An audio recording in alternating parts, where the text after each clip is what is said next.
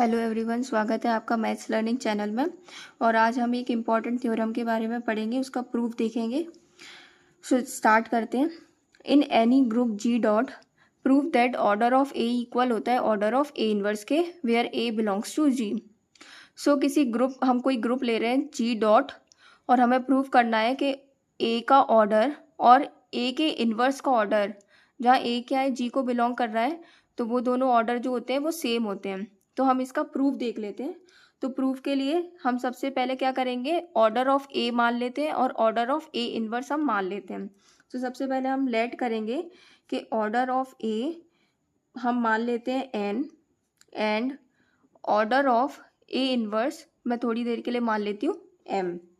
हमें प्रूफ क्या करना है, हमें प्रूफ करना है टू प्रूव कि एन बराबर होगा एम के। हमें प्रूफ करना है कि ऑर्डर ऑफ ए जो कि एन है वो बराबर होगा order of A inverse M, N बराबर एम हमें प्रूफ करना है। नाउ सिंस हम स्टार्ट करेंगे। नाउ सिंस हम जानते हैं कि ऑर्डर ऑफ ए हमने क्या लेके चला है, एन। हम जानते हैं कि ऑर्डर ऑफ ए जो है वो एन है। अगर ऑर्डर ऑफ ए एन है तो इसका मतलब है कि ए की पावर अगर मैं एन लगाऊं, अगर ए की पावर एन लगाऊं तो वो ई मतलब आइडेंटिटी ऑफ जी के बराबर आएगा। आइडेंटिटी ऑफ जी, जी की आइडेंटिटी मैं जो कि ई में लेकर चल रही हूँ उसके बराबर आ जाएगा। तो यहाँ से मैं स्टार्ट कर रही हूँ कि ए की पावर एन जो है मेरे पास ई है, मैं दोनों तरफ इन्वर्स ले लेती हूँ। तो taking inverse on both side, तो ए की पावर एन का होल इन्वर्स इक्वल आ जाएगा ई का इन्वर्स। तो ये क्या, हम इसको ऐसे कर सकते हैं, ए की पावर इन्वर्स की पावर एन। सिंस मैं जानती हूँ कि ए की पावर एम की पावर एन इक्वल आता है ए की पावर एन की पावर एम इक्वल आता है ए की पावर एम एन। मैं एक्सपोनेंशियल की प्रॉपर्टी के हिसाब से ऐसा लिख सकती हूँ। सो यहाँ से ए की पावर -1 की पावर एन लिख दूंगी मैं। -1 को अंदर ला रही हूँ, एन को बाहर लेके जा रही हूँ, और इधर क्या आ जाएगा, मैं जानती हूँ कि ई इनवर्स वो ई के बराबर ही होता है। आइडेंटिटी ई सेम ही रहती है, तो आइडेंटिटी के लिए ई बराबर ई इनवर्स होता है। सो मेरे पास क्या आ गया, ए इनवर्स बराबर आ गया ए इनवर्स की पावर एन इक्वल आ गया ई। सो मैं यहाँ से कह सकती हूँ कि ए की इनवर्स की पावर एन करने पर मेरे पास ई आ रहा है, तो इसका मतलब है कि ऑर्डर ऑफ ए इनवर्स मेरे पास less than equal to N होगा। एक order of A inverse less than equal to N. Since मैंने आपको पिछले टर्न पे बताया था कि एम अगर कोई एक पॉजिटिव इंटीजर है और ए की पावर एम करने पे ई आ रहा है, तो ऑर्डर ऑफ ए जो होता है वो less than equal to M होता है। उसी प्रॉपर्टी के हिसाब से अगर और ए इनवर्स की पावर एन करने पे ई आ रहा है, इसका मतलब है ऑर्डर ऑफ ए इनवर्स जो होगा ये less than equal to N होगा। और हम जानते हैं कि ऑर्डर ऑफ ए इनवर्स मैं क्या लेके चल रही हूँ, एम।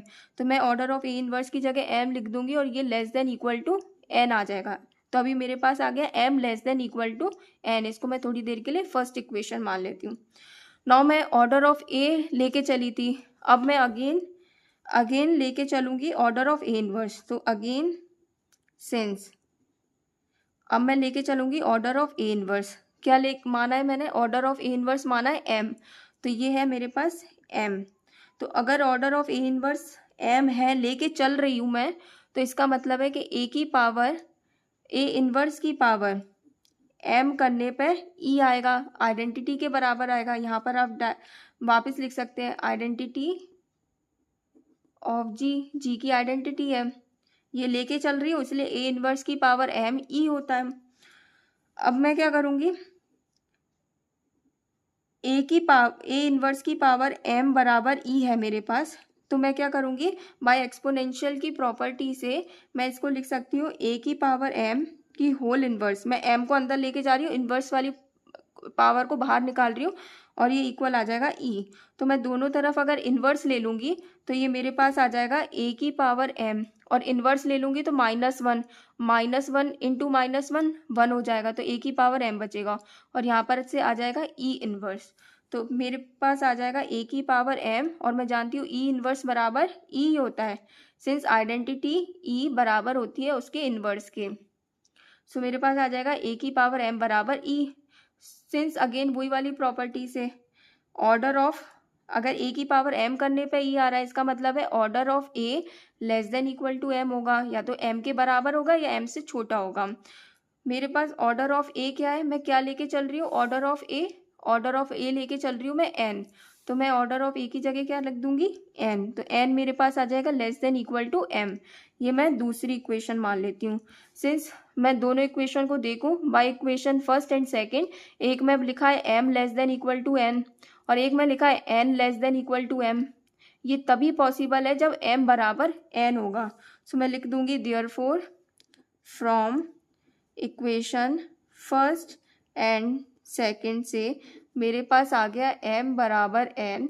m बराबर n का मतलब क्या है कि ऑर्डर ऑफ a इनवर्स बराबर ऑर्डर ऑफ a, क्योंकि m माना था मैंने, m माना है मैंने ऑर्डर ऑफ a इनवर्स और n माना है ऑर्डर ऑफ a। अगर m बराबर n है तो ऑर्डर ऑफ a इनवर्स बराबर ऑर्डर ऑफ a।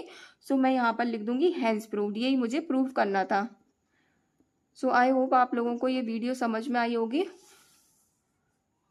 अगर आप लोगों को ये वीडियो अच्छी लगी है तो please like share and subscribe करें। Thank you.